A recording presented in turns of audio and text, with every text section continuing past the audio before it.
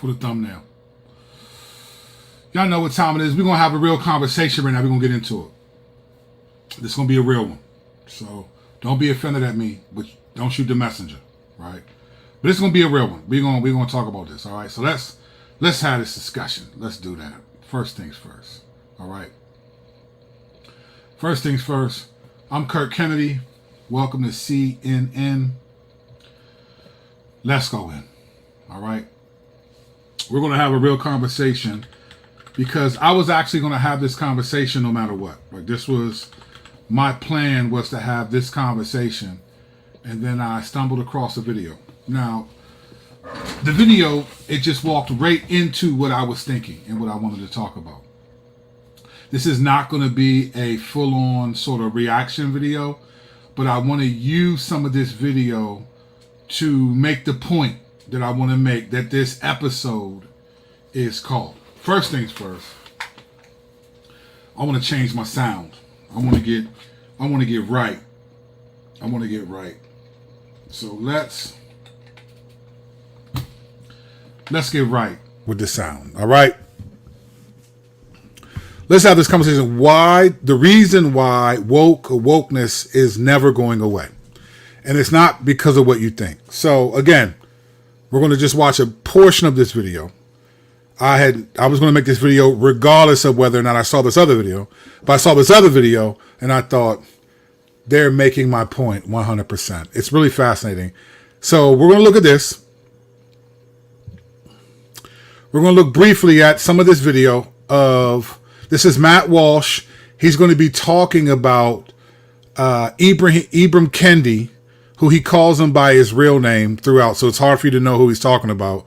But I want you to listen closely to the things that Matt Walsh says about Ibram Kendi. All right. And sort of anti-racism, which a lot of the stuff Matt Walsh says I actually agree with, to be honest. I agree with him. I think some of these guys I listen to everyone. There's stuff that people say on the right and the left that I think, yeah, it makes sense. But listen to what Matt Walsh says here, and I'm not gonna watch the whole thing, but I'm gonna explain why woke is never going away. It's not going anywhere. But here we are. A decade ago, a man in his 30s by the name of Henry Rogers was one of 32,000 faculty members working in the State University system of New York. Henry was an assistant professor making a modest salary as he taught history classes to undergraduates. And wasn't exactly lighting the academic world on fire, but he was doing pretty well, all things considered. Henry had graduated from high school with a GPA below 3.0, SAT scores hovering around 1,000. And with numbers like that, many students decide to pass on college entirely for good reason. But here was Henry Rogers teaching college students. He wasn't simply going to college. He was educating the next generation. So he was something of an unexpected success story. Now, nevertheless, despite the many blessings that were bestowed on him by affirmative action, Henry Rogers dreamed bigger. He didn't want to be stuck at SUNY forever. He knew that if he wanted to make a lot of money and advance in academia, he needed a rebrand. You could only go so far with a white-sounding name like Henry Rogers in the American university system. Okay, here's the one thing about Matt Walsh is it's Matt Walsh. Matt Walsh is a very self-righteous, condescending dude, right? So essentially, he said that Henry Rogers, which is Ibram Kendi, only got where he got to by affirmative action. Matt Walsh, I'm sure he doesn't know that, but that's a good little jab. So that's the stuff about Matt Walsh, Ben Shapiro. That stuff is funny sometimes, but it just reveals that. But I want you to pay attention to those little statements, whether you agree with them or not, because that's part of the reason it's going to make the point that I'm trying to make, and you'll see. So here we go. These days, especially in a state like New York. So in 2013, Henry Rogers changed his name overnight. He became Ibram Zolani Kendi, or Ibram X Kendi for short. And from that point forward, anyone looking at the CV of this assistant professor at a middling state school wouldn't immediately think of someone boring and generic and pasty. Instead, they think of black revolutionaries like Malcolm X. Now, looking back, Henry Rogers' name change may go down as the single most effective rebrand in the history of this country. I mean, his timing couldn't have been better. At the moment, Henry Rogers transitioned into Ibram X Kendi. Corporate media in the U.S., it just so happened, was looking for something to cover besides wealth inequality and Occupy Wall Street. They decided, apparently in concert, to craft a narrative that innocent young black people were being hunted down by deranged white supremacists. Okay, this is going to make sense. Stay with me, because this is going to make sense. But you see what Matt Walsh is saying here is that coincidentally, when Ibram Kendi changed his name, corporate America just coincidentally decided to start promoting the story that young black men were being killed by law enforcement and white supremacists, right? So here's his dichotomy. Ibrahim Kendi, an affirmative action dude who only got to where he is by that. But then the corporate America, right? Now keep in mind, corporate America is both left and right. It's not like the woke left have all the corporations and the right doesn't, right? So corporate America is an entity. It's not it's bipartisan. So when Matt Walsh says this, it's not just one company. It's corporate America, all right? And he's saying they conveniently decided to promote this narrative of black people being killed incidentally. Here we go. To advance that narrative, the media lied about the deaths of Trayvon Martin and Michael Brown and eventually George Floyd and so on. And during this period, they needed talking heads with names like Ibrahim X. Kendi to tell Americans that their real problem wasn't Citibank or JP Morgan, it was white people. One thing led to another, and before you knew it, Henry Rogers was on the move. He was hired by American University in Washington, D.C. in 2017, which at the time was struggling with the news that one thing led to another, and before you know it, see, skipping along, but there's a lot to that one thing led to another statement. But stay with me, because you're going to see what I'm talking about. This isn't a full reaction video. I want to get to a point, and then I'm going to explain to you why the woke side is never going away, and you're going to see why based off of what Matt Walsh is saying. Bananas had been spotted hanging from trees on campus. This was presumed to be a racist incident, because why else would there be bananas? It must be racist. And Henry Rogers was going to fix things. He was going to fix everything. Specifically, Rogers promised to develop a racial reporting guidebook and to conduct a symposium on racial reporting. Now, none of that ever materialized, and this is a theme with Henry Rogers, that promises things and they don't actually happen. But even so, Rogers received tens of thousands of dollars in grant money from places like the Ford Foundation and elsewhere to make it happen. But Rogers was not completely idle during this period. After 2 years at American University, Henry produced a now infamous book called How to Be an Anti-Racist, which offered a novel theory. Henry argued that the solution to racism is more racism. Quote, the only remedy to racist discrimination is anti-racist discrimination. The only remedy to past discrimination is present discrimination. The only remedy to present discrimination is future discrimination. Yeah, 100%. What a stupid premise. What a dumb premise. But it gets better. Matt Walsh is about to say something that I don't even realize if he knows what he's saying, right? So he just said a couple minutes ago, corporate America just started paying him money, right? All this money to create this anti-racist rhetoric that he clearly has a problem with. All right. Now, if your IQ is higher than Henry Rogers, and unless you're a house cat, it almost certainly is, that might seem counterintuitive. In fact, it might seem like the single dumbest idea ever committed to paper. But in 2019, this theory, this explicit endorsement of racism, of discrimination, lit the academic world on fire. They were thrilled by it. That same year, Henry Rogers was invited to speak at the Aspen Idea. Lit the academic world on fire. I'm bringing these up for reasons. Catch these little phrases. Stay with me. We're almost to the point, and I'm going to explain to you why woke is never going to leave. Matt Walsh is serving us food at the table, and you'll see what I mean in just a minute. He Is Festival, where he had the opportunity to expound on his ingenious thesis before an audience of adoring, mostly white sycophants. And yet, despite the friendly audience, things didn't go well.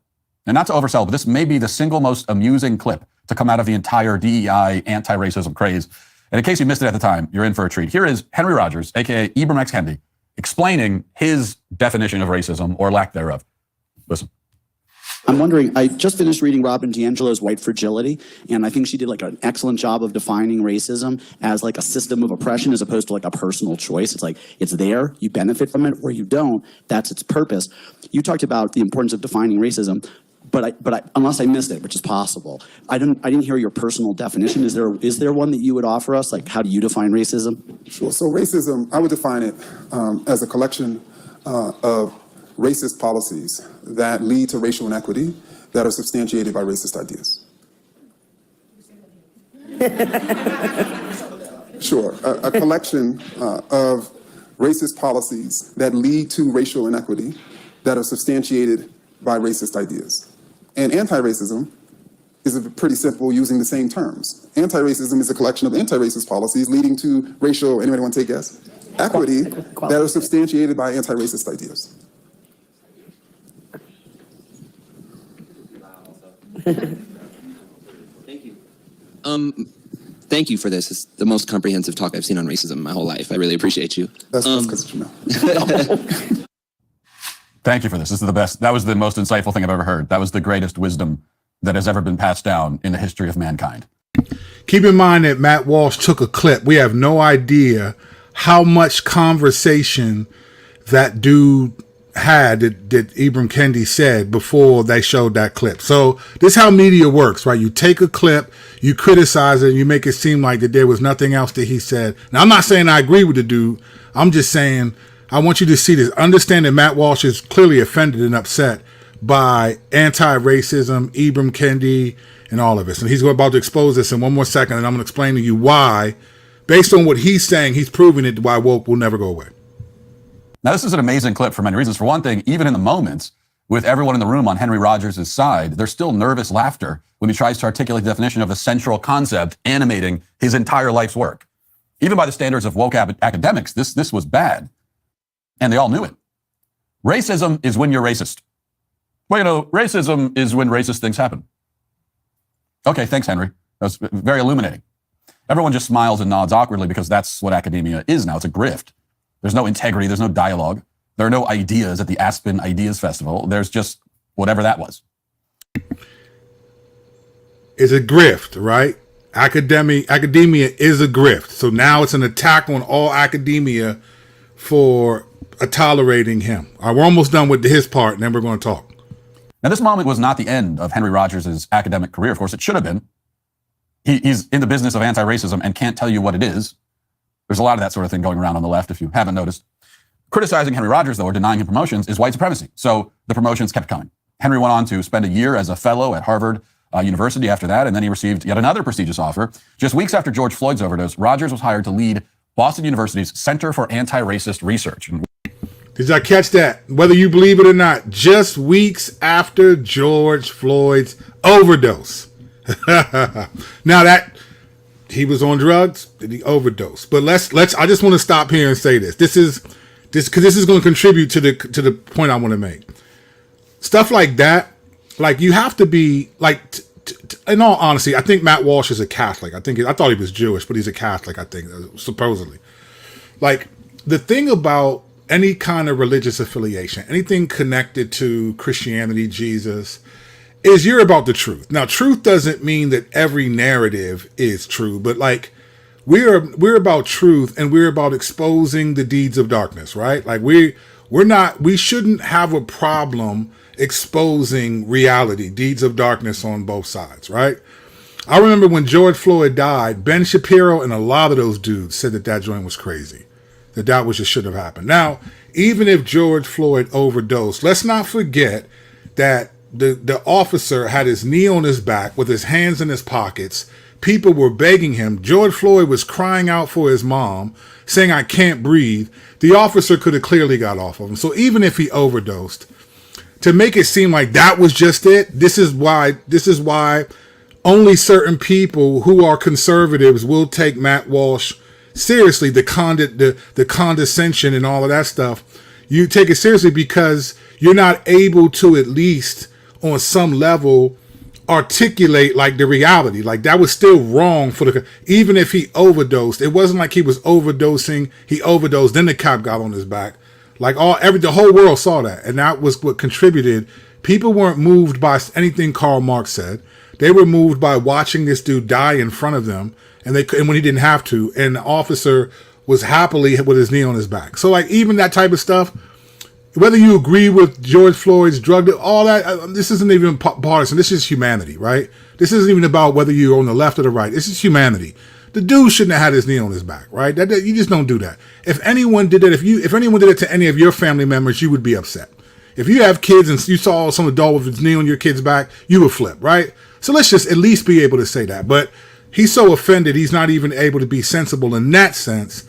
But this is what I mean. Give me one more minute. Stay with me. And I'm going to explain to you why woke is not going to go away. And he's telling it right now by all the corporations getting behind Ibram Kendi and his anti-racism. He's almost done. We're almost done with him in a second. Within weeks, massive donations were flowing in. Jack Dorsey, the weird bearded founder of Twitter at the time, donated $10 million to Rogers' new center. Lots of money coming from lots of people. Random companies like Vertex Pharmaceuticals contributed millions of dollars as well. In total, the center raised well over $40 million to combat racism. And it's going to be combated by a guy who can't even tell you what it is. So More where was all this money going? condescension. According to Love it. Boston University, it was going to fund some really path-breaking original research in the field of anti-racism. In December of 2020, for example, BU published an article on its website promising that Kendi would be bringing anti-racist investigators together with data scientists to tackle racial inequities and to, quote, establish Boston University as the nation's leading academic institution for data-driven anti-racist research. You know, with profiling, surveillance, and data harvesting, there are lots of things not to like about tech giants, but what can you actually do about it when you rely on some of their many products? We don't all... All right, we're gonna stop there with him. All right, let me explain to you why there were things that Matt Walsh said that were true. Don't get me wrong. They were true. If you follow me, I may look like I was Black Lives Matter and all of that, but I didn't bang with them at all. I'm an equal. I will speak what I believe is true. And if it's true, if it's a problem on the right or the left, I'm going to say it. But let me tell you why woke is not going to die. And this is what Matt Walsh seemingly does not understand because he's just offended at it. Let me tell you why woke will not die, the whole idea of it. If you think about a Bud Light, and what I'm going to say is somewhat hypothetical because I don't know what Bud Light's marketing campaign is. I know they're a multi-billion-dollar corporation. But when Bud Light put Dylan Mulvaney, right, on the can and then their sales tanked, the question that you have to ask is, why would Bud Light do that? Bud Light is sort of historically been like a man's man beer, right? Like even though, why would they do it? The one thing that Matt Walsh did not say, all he did was mock academia for following the anti-racist ideas of Ibram Kendi, but Matt Walsh never really explains why did all of these people. So you make fun of, you think by mocking Jack Dorsey, who's a millionaire, who you don't have his money, but because you make fun of him, the weird bearded Jack Dorsey, you mock these people for, but you never say why did they give Ibram Kendi money.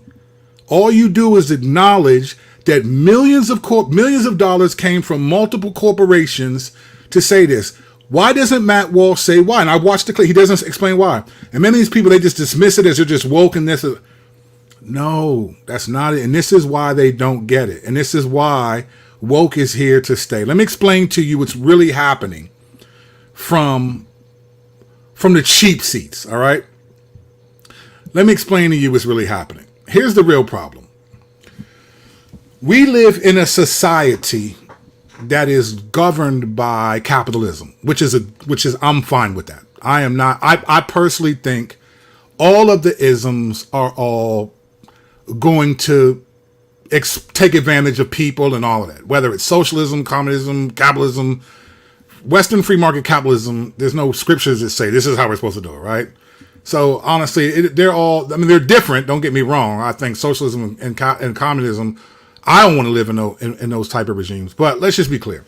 We live in a country where what fuels you, what makes you successful is the ability to make money, right? To take an idea, you can drop out of high school. Bill Gates dropped me. All these people that super smart, they dropped out of this and did this and did this and they started this company, right? It's just what makes America is the economic ability, right? That you can take an idea, whatever it is, and to go after it. And let's just be clear, throughout American history, is making money is what is the end game. And the ends always justify the means. So whether it's slavery, whether it's forcing Chinese workers on the railroads in the West in the early 20th century, whether it's what caused the Great Depression, which was rich bankers who created false stocks, and then pulled their money out once all these people invested, and the stock market crash of 1929 caused the Great Depression. Like, as long as you're making money, you make money for the most part, in America, you are a success story. I mean, the mafia, everyone knew that they were vicious killers and Al Capone, and they were making money, and the government let them make money, right? This happens unless it's a really certain things is bad, but even things like insider trading, right? You know, look at these Ponzi, these, Bernie Madoff, right? And Enron. It's about making money in America. That's what we breed. That's what we teach. We teach two things in America: that we're the strong, we're the home of the brave, right? And that we make money, the land of opportunity, right? Those are the sort of the pillars of what America presents itself as and what we accept. And let's just be clear. If you make money, you're above certain rules, right? Let me give you an example. I didn't even realize this. I just saw yesterday, I was reading an article. Al Pacino is one of my favorite actors. This dude's 81, and the article was about him and his 29-year-old baby mother are not intimate because he's gained like 50 pounds or something like that. And that was the story. And I thought, what? He's 81 and he had a baby with a woman that's 29?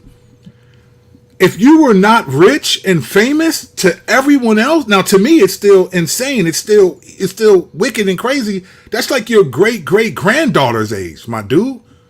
Like, I lost a ton of respect for this dude. But like, if any of us tried to do that who weren't rich, it would be like, gross, you're canceled, you're this and you're that, right? So in America, when you make money, when you're able to have an idea that makes money, it's a success story, right? It's a success story, even if it crossed some moral boundaries, all right? If you think about Ibram Kendi and the woke industry, the grievance industry, Black Lives Matter, all of those things, think about what you heard from Matt Walsh, right? Matt Walsh on a number of occasions said something to the effect, and this corporation gave millions, and then these people gave tens of millions, and then this company did this, and Boston University gave money and wanted to be the first campus to do this and this and this. And he talked about these corporate entities started supporting this idea. Why did they do that? Why did Bud Light do that? Why did these companies do that? Why didn't they do this 50 years ago, 70 years ago? You know why? Because it wouldn't make them money then. Corporations care about making money. That's what we do. That's why there's corporations on the left and the right that send lobbyists to Congress to try to get Congress to pass laws that do stuff like let them pay little or no taxes and you and I pay up to 40% of our income in taxes while the rich people pay little to none at all, right? There's just a greed in a sense, but part of what makes America America is the marketplace of ideas, being able to generate income. If we're being honest, whether you like it or not, I'm not talking about if you like this, if you agree with it, if it's partisan, we're talking about truth. The woke industry became a multi-billion-dollar industry. Multi-billion-dollar industry. It became a multi-billion-dollar industry. Corporations spent millions of dollars buying into it. And they didn't do it because they're woke. They did it because it was a way to not be broke. Right? Now you could say, well, they're woke. I don't care if you don't know that. I'm not in the boardroom with these CEOs. Maybe some of them are, but that's not the point. That's a label. The reality is they're greedy. And they will do, if the culture shifts, let me tell you something. If people were into grandmothers holding their cats and drinking lemonade, and that was what was making money, all media outlets would have stories about that. They would all find grandmothers who are cute and cuddly, and they would all do it. They go where the money is, right? And if the culture changes and embraces a new set of values that they can make money from, they're going to exploit those values. Remember when Starbucks in Pennsylvania, they got public backlash because there were some black people that got kicked out of their Starbucks, right?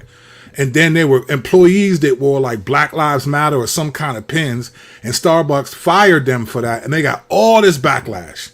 And then you know what? They apologized. They had all this diversity training at Starbucks, and then they started selling changing uniforms and selling things to people that they could monetize. Also, we've changed. We've been enlightened. They haven't been enlightened. It just makes money, right? It's about money. Whether you like it or not, Ibram Kendi, he'll come and go. Black Lives Matter came and went. But the woke industry is a multi-billion-dollar organization. And according to the standards of America, set by people that Matt Walsh would agree with historically, it's an American success story, whether you like it or not. You don't have to agree with it. Look, I don't agree with the pornography industry. It is a multi-billion-dollar industry. And guess what? It's still around. As exploitative as it is, as evil as it is, it's still around. Why? Because it generates income. The woke industry is a successful American story because it went from an idea. If you think about Black Lives Matter, it went from a hashtag to people like Inda Ibram Kendi, Robin DiAngelo, and Ta-Nehisi Coates and other people making billions, millions of dollars. And Matt Walsh, a capitalist, a person, is offended. Here's the problem, though. In America, if you say that life, liberty, and the pursuit of happiness, and you value people by how much money they make, and a person has an idea, it doesn't matter if you disagree with it. Like, as far as I know, there hasn't been anything distinctively illegal for believing that America's a racist country, for writing a book about it, for putting together a talk about it, right? That's not inherently breaking the law. So these people took an idea, ran with it, wrote books about it, made millions off of it, and that is the American dream, and Matt Walsh and other people are just offended at it. And because they don't like it, they feel like it shouldn't be. But that doesn't matter, Matt Walsh. You don't like the sex industry either, but it's a multi-billion-dollar organization. That's what this is really about. They'll make you think like, oh, these people are left of that. These corporations just didn't conveniently decide to do this. They saw that there was a bottom line. There was a possibility they saw the country moving more towards a diversity, equity, and inclusion mentality.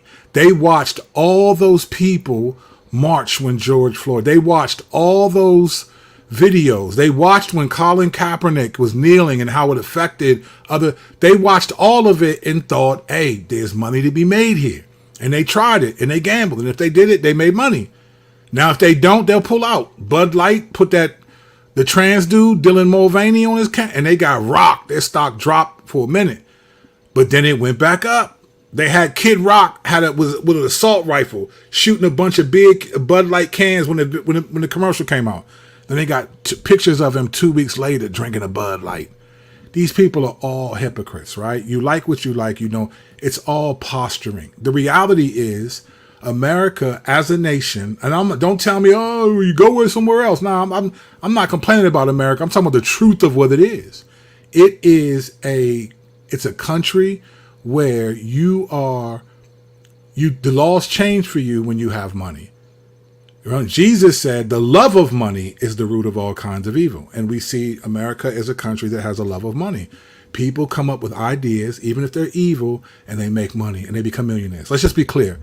Don't think for a moment what was he, a billionaire? Jeffrey Epstein was a billionaire, right? That dude who conveniently hung himself in a prison cell. Remember, Jeffrey Epstein was a billionaire. All these famous people, the top politicians, they were going to his island. Everyone knew what happened at his island. And a lot of these people participated and they didn't say nothing because he was a billionaire. He was a billionaire and they exploited their deviancies, right?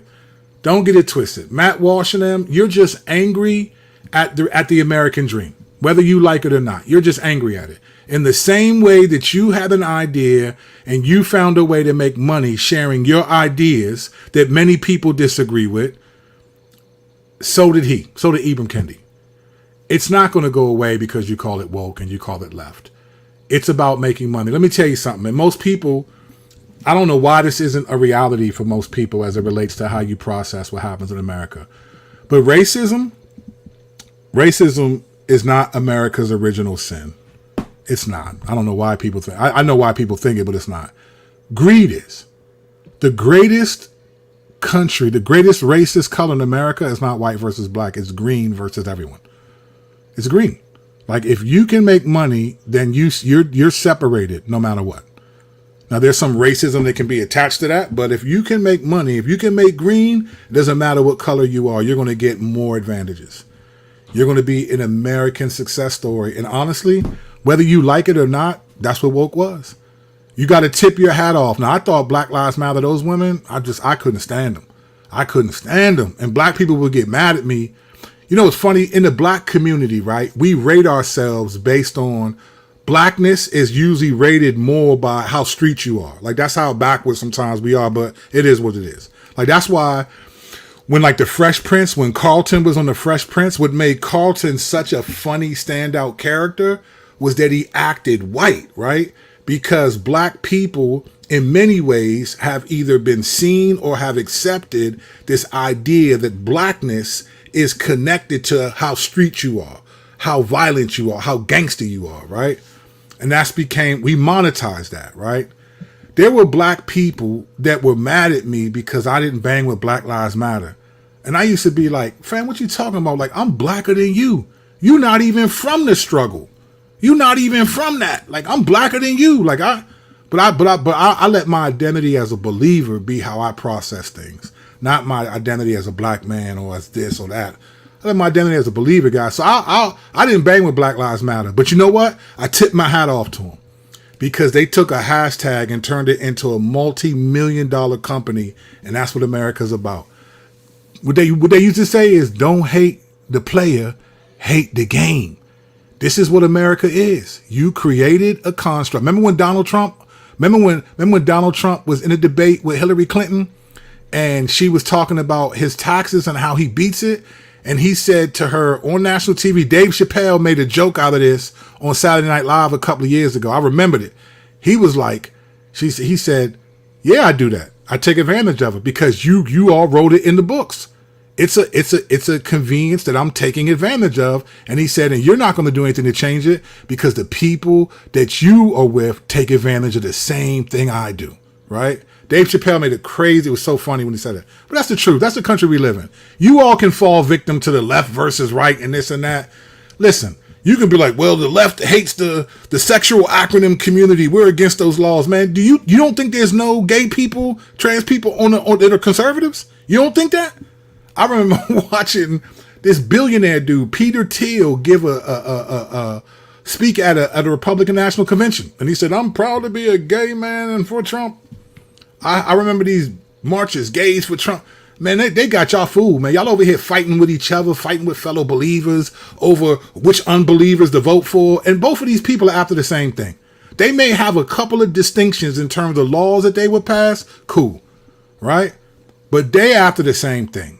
All the people who are the elites, left or right, they want what they want. All the people in the sexual acronym community, left or right, they want what they want. Don't think for a moment that the people who are gay or whatever on this side don't want these laws to be passed either. It's all, if you are a believer, it's the world, the flesh, and the devil, fam.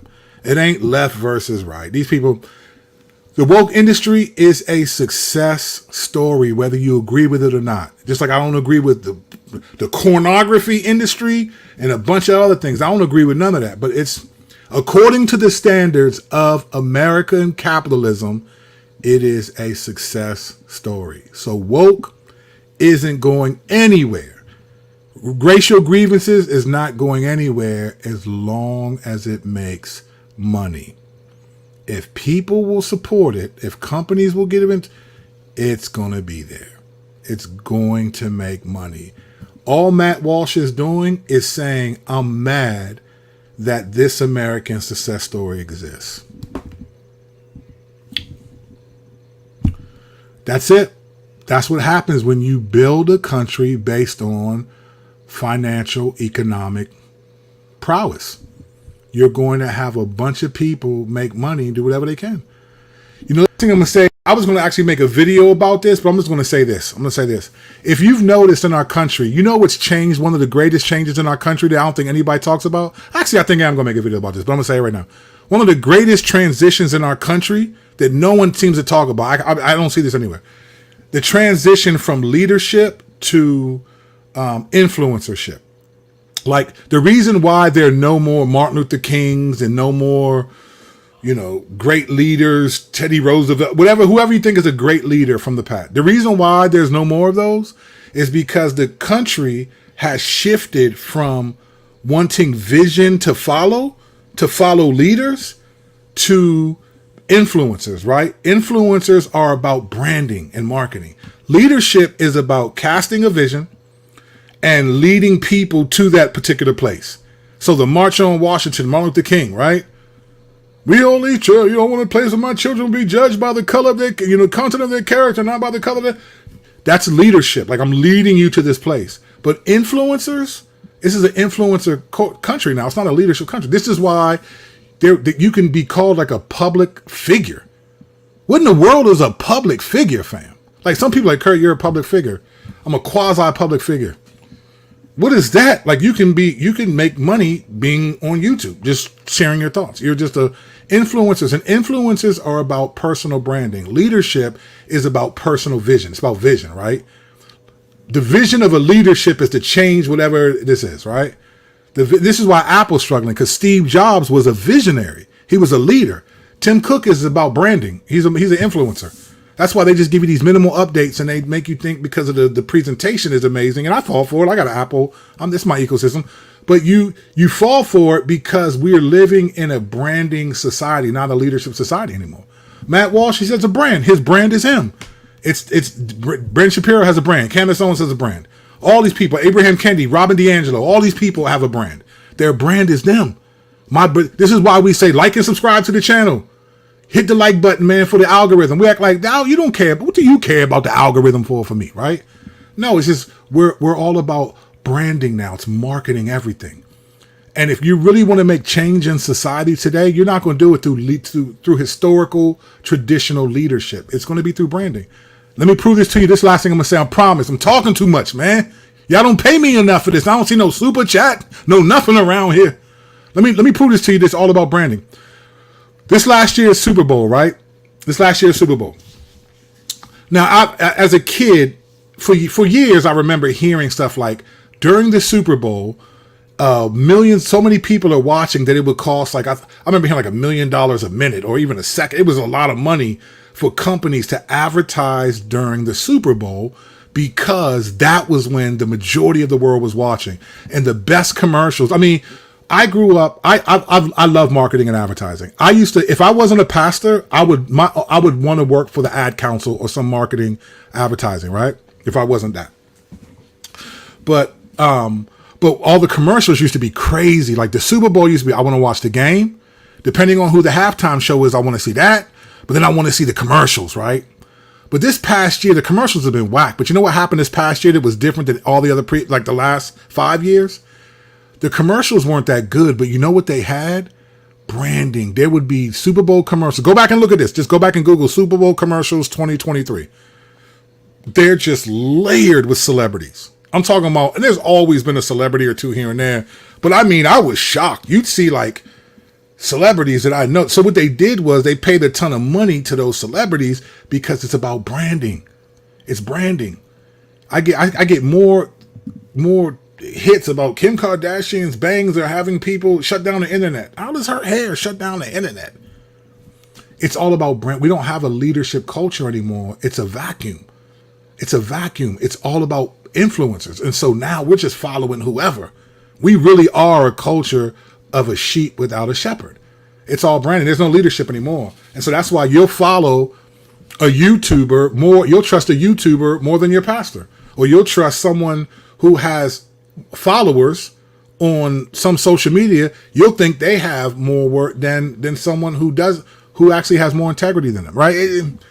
It's a wild time, but this is America. This is the utopia that the founding fathers were trying to move us to, and it's in many ways it's chaotic. And if you're a believer, you should not hold to these things too hard. But what do I know? I'm never going to get the big numbers and all of that. Like and subscribe to the channel if you want to. I appreciate it. Thank you. Super chat if you want to. I appreciate it. But the reality is, this is the culture we live in. It's a success culture, and the woke industry is a modern American success story, whether you like it or not. And leadership is gone, out the window. It's all about influencers. And the influencers are like, I'm the brand. Like and subscribe to me. Follow me. Watch my videos. I'm not saying that's wrong. That's the hustle today. It's not wrong. I'm just saying there's a shift. Leadership is gone. And it ain't coming back until he does. What do I know? I'm just trying to get you to like and subscribe to the channel. You know what I'm saying? I'm trying to get join them dudes. Appreciate y'all, man. Grace and peace.